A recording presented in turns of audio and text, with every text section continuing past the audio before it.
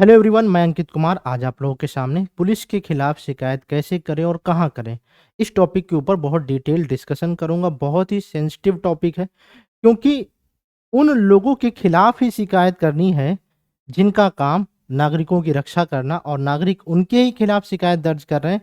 यानी कि उन्हीं विभाग का एक व्यक्ति अपने ही कर्मचारी के खिलाफ शिकायत दर्ज करेगा।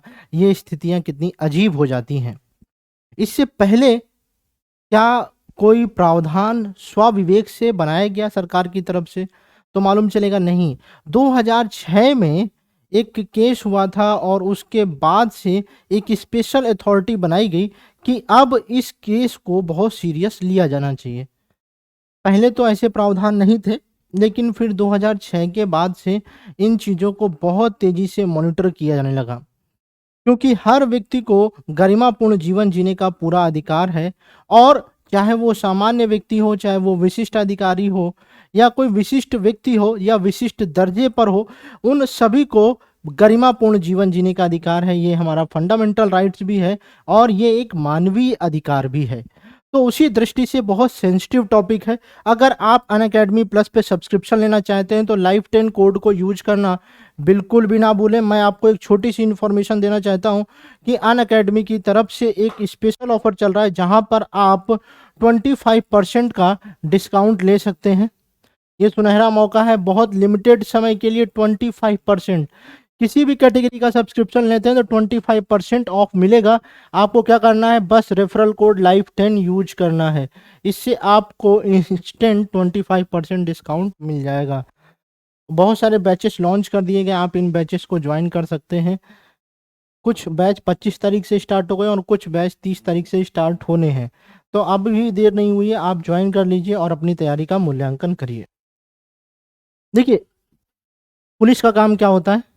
अपनी नैतिक जिम्मेदारियों का पालन करना, ताकि जो है वह आम जनता के लिए सहयोग की भावना के साथ काम कर सके। उन्हें ट्रेनिंग के दौरान यह भी सिखाया जाता है कि किस तरीके का व्यवहार करना है। यानी कि अगर वह गलत व्यवहार करते हैं तो आप इनके खिलाफ कंप्लेन दर्ज कर सकते हैं।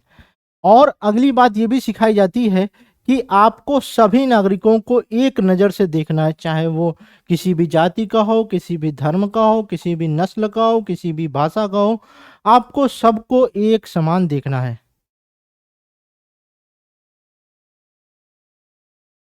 पुलिस को ट्रेनिंग देते समय यह प्रतिज्ञा दिलवाई जाती है कि वह देश की, समाज की और देश में रहने वाले सभी नागरिकों की रक्षा करेंगे।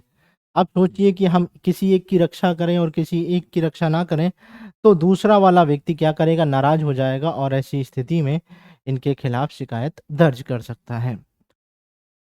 उनके साथ किसी भी तरीके कोई भी गलत व्यवहार ना करना। अगर कोई व्यक्ति सामान्य रूप से जा रहा है तो उसे रोकने की आवश्यकता नहीं है, उसके कार्य को बाधित करने की कोई भी आवश्यकता नहीं है।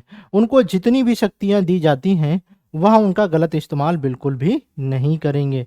यह इनके कुछ कर्तव्य हैं जो उन्हें बताए गए हैं ट्रेनिंग के दौरान, जब वह एक अधिकारी प्रशिक्षण की प्रक्रिया में होते हैं।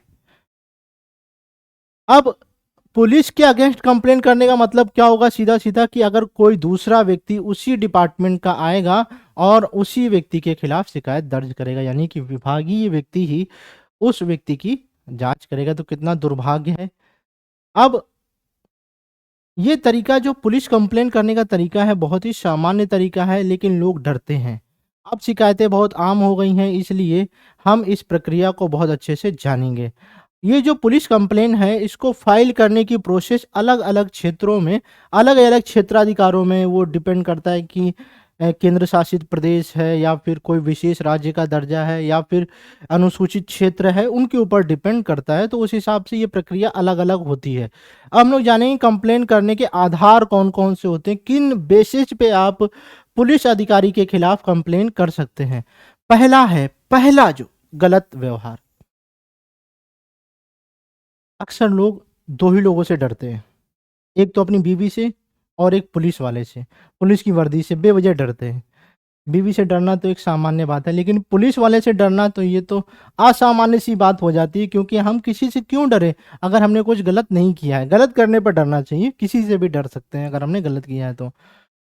अगर गलत व्यवहार यहाँ पर होता है पुलिस ऑफिसर के द्वारा या पुलिस व्यक्ति कर्मचारी के द्वारा, तो ऐसी स्थिति में आप वैलिड रीजन के साथ उसकी कंप्लेन कर सकते हैं। बस वैलिड रीजन होना चाहिए कि उसने गलत व्यवहार आपके साथ किया है।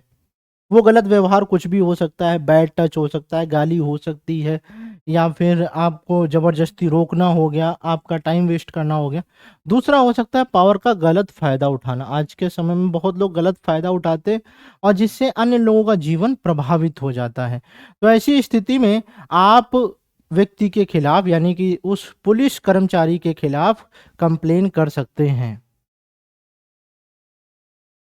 अगर किसी व्यक्ति को गिरफ्तारी करने के दौरान किसी ऑफिसर ने इतनी ताकत का इस्तेमाल किया है जितनी की ज़रूरत नहीं है, ऐसी स्थिति में भी आप कंप्लेन कर सकते हैं। जैसे किसी व्यक्ति की गलती और सज़ा को स्वीकार करने पर भी उसे मारना और पीटना। यानी कि अगर किसी व्यक्ति ने अपनी गलती को स्वीकार कर लिया है तो ऐसी स्थिति में मारने पीटने की आवश्यकता तो बनती नहीं है, तो आप उसके खिलाफ भी कंप्लेन कर सकते हैं।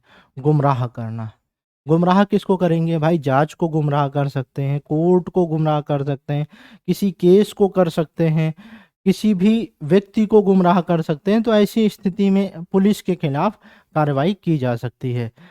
अगला है नागरिकों के अधिकारों का उल्लंघन। यानी कि पुलिस ऑफिसर ने क्या किया है, सामान्य व्यक्ति के नागरिकों के अधिकारों का उल्लंघन किया है या उनके अधिकारों को वंचित होने से रोकने की कोशिश की है।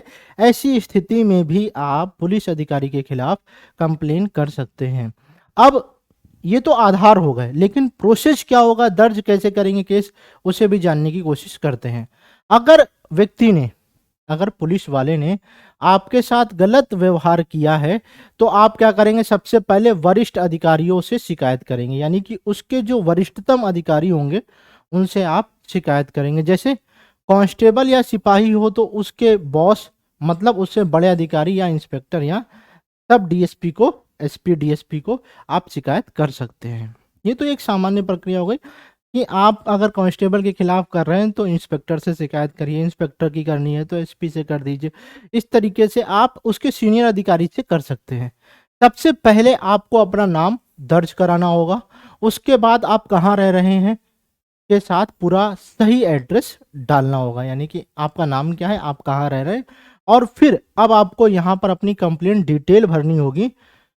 जिस पुलिस के खिलाफ आपको कंप्लेन दर्ज करनी है उसके बारे में पूरी जानकारी देनी है, कब क्या कैसे कहाँ हुआ, सारा विवरण आपको स्पष्ट रूप से देना है कि क्या क्या चीज़ें किस किस तरीके से स्टेप बाय स्टेप हुई है। पूरी डिटेल एनालिसिस आपको यहाँ पे देनी होगी।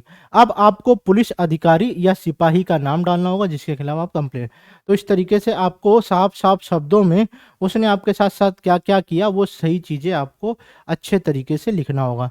सही ढंग से शिकायत को भरने के बाद आपको डाक के द्वारा इस कंप्लेन को पुलिस कंप्लेन अथॉरिटी, ये क्या होता है अभी हम बताएंगे, है ना, पुलिस कंप्लेन अथॉरिटी के ऑफिस में भेजना होगा। और यह कंप्लेन अथॉरिटी हर जिले का अलग अलग होता है, यहाँ पर आप अपनी कंप्लेन को भेज सकते हैं।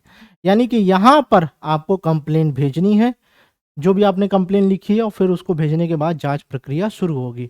अगर आप प्रशासन में शिकायत करना चाहते हैं तो उस जिले के डिस्ट्रिक्ट मजिस्ट्रेट यानी कि डीएम के पास शिकायत कर सकते हैं। अगर आप शिकायत पर कोई कार्रवाई नहीं हो रही है तो पुलिस वालों के ऊपर निगरानी रखने के लिए विजिलेंस की टीम होती है, आप उसके पास भी अपनी कंप्लेन दर्ज करा सकते हैं।